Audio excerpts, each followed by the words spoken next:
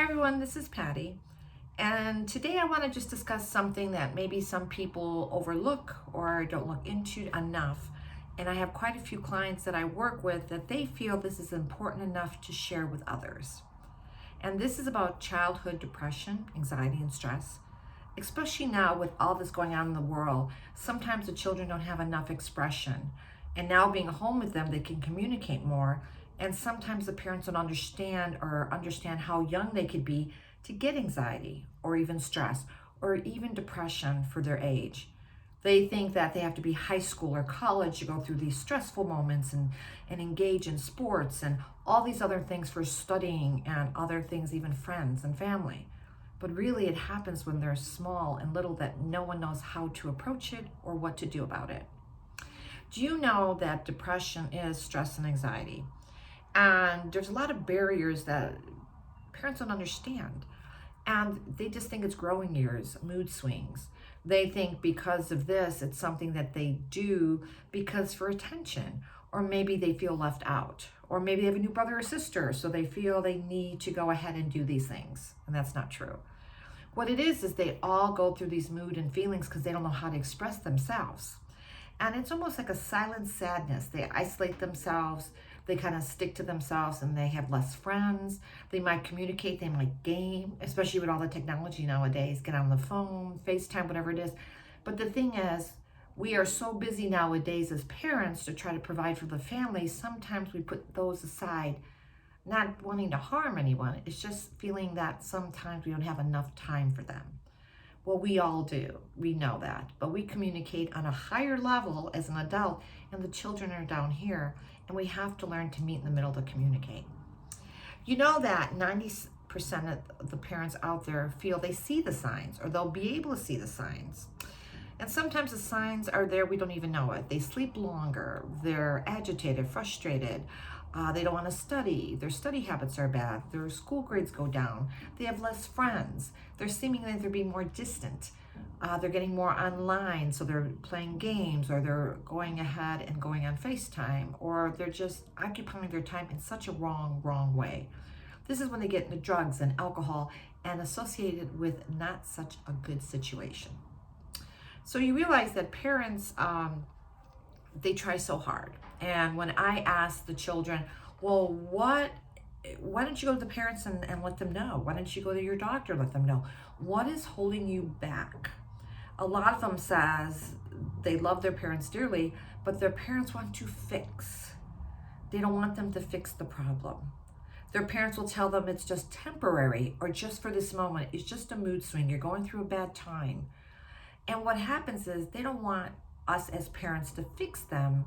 They want us to love them, listen to them, and be open to them. And that's where parents come in, like you.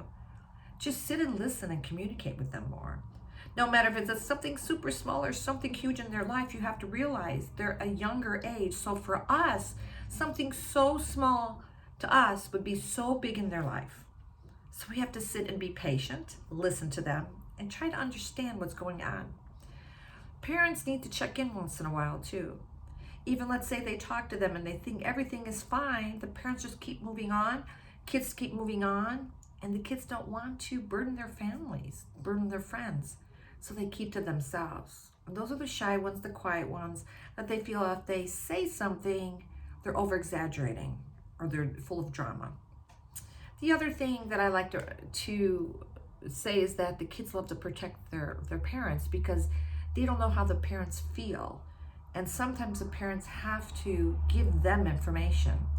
Remember, don't start talking about depression or anxiety when they're in high school. It starts younger nowadays. And not only that, realize that by talking to them about it is nothing bad. Even as a parent, if you become overwhelmed, anxiety and stress, it doesn't mean you have to get in a long story about how you had it when you were younger, but you can even say how you have it right now and how you feel. When the kids know that you can associate to how they feel from the inside out, they're more open up to you and say, this is how I feel and what do I do? You'll have all the answers for them, maybe in an indirect way, but maybe help them get over the little rough times that they need to. Another hand is if they're having these little mood swings going up and down and they feel it's something just not normal for them, sit and talk. Take them to a pediatrician, a mental health professional. I have a lot of children come to me because I deal well with all types of children, meaning younger and older. But not only that, because I listen. I try to find out what's wrong, and I help them with hypnotherapy, changing the way their mind thinks in a whole new different way. So if you have a child at home that seems stressed out, overwhelmed, even depressed or anxiety, and you don't even know if they even have those labels, I don't even want you to give them a label. I just want you to tell them as a parent that you're there to listen. That's what you're there for. You're there to listen and not help fix them, but let them come to a conclusion, realizing that they're worthy and deserving. But not only that, you're there to take time with them. Now, with all this going on in the world, we do have time with our family and friends, but we do have time in more ways to be able, not to analyze them, but to help them through it, to keep them busy mentally and physically, allow them to get off the mechanical things like the phones and, the Xboxes and things like that, and start getting more grounded. That's where they need to be.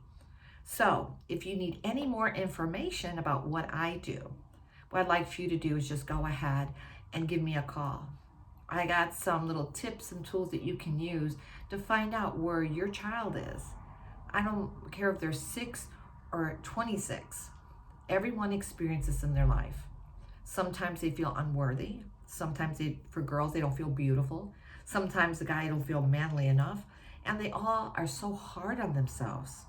Growing up as a kid nowadays is very hard. And sometimes us as adults don't understand it, but all we have to do is listen and get in their head and see what it's all about. And once you do that, you're going to find it so much easier. Opening up the communications more than ever before is what it's all about. So childhood depression, anxiety, and stress, it starts at home. In order to open it up, listen to them. And then if you feel it's out of your hands and there's no more that you can do for them, then you need to reach out for counselors, pediatricians, listen to them, even mental health professionals like myself. But not only that, allow yourself to have them be open to different things to help them. Help them now. Don't let them wait till they get older. When you help them now, you nip it in the bud, you get rid of it, and then you can go ahead and have them have a healthier lifestyle. So again, I'm Pattie Freeman. I'm a board-certified hypnotherapist. I'm a cognitive behavioral therapist, meaning I do more than hypnotherapy. What I do is I find out the behavioral patterns that are kind of erupted, your imprints, and I change them around for you by talking, by using hypnosis, by using EMT, all these great things.